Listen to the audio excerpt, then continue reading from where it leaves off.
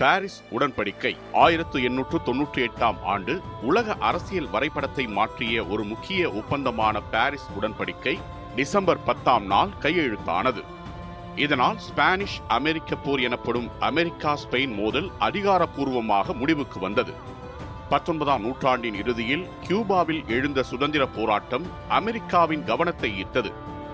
கியூபாவை ஆதரிக்கும் பெயரில் அமெரிக்கா நேரடியாக தலையிட்டது. இதற்கிடையில் USS மெயின் எனும் அமெரிக்க கப்பல் கியூபா துறைமுகத்தில் மர்ம வெடிப்புக்குள்ளானது. இந்த சம்பவம் இரு நாடுகளுக்கும் இடையிலான பதற்றத்தை அதிகரித்தது. அதன் பின்னர் போர் வெடித்தது. அந்த போரானது நீண்ட காலம் நீடிக்கவில்லை. ஆனால் விளைவுகள் மிகப்பெரிய பேரழிவை தந்தன. மேலும் டிசம்பர் 10, 1898ஆம் ஆண்டு பாரிஸ் நகரில் உடன்படிக்கை கையெழுத்தானது. அந்த உடன்படிக்கையின்படி ஸ்பெயின் கியூபாவை தனது ஆட்சியிலிருந்து விடுவித்தது. போர்ட்டோரிக்கோ மற்றும் குவாம் தீவுகளை அமெரிக்காவுக்கு வழங்கியது. மேலும் பிலிப்பைன்ஸ் தீவுகளை $20 மில்லியன் கொடுத்து அமெரிக்கா கைப்பற்றியது.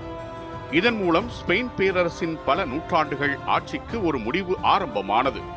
மாறாக ஆசியா மற்றும் பசிபிக் பகுதிகளில் ஒரு புதிய உலக சக்தியாக அமெரிக்கா உயரத் துவங்கியது. 1898 டிசம்பர் 10 உலக வரலாற்றின் திருப்பு முனையாக இது அமைந்தது. இதுவே ஸ்பானிஷ் அமெரிக்க போர் முடியும் தருணம் மட்டுமல்ல, அமெரிக்காவின் உலக அரசியல் பயணம் துவங்கிய நாள் என வரலாறு நினைவு கூறுகிறது.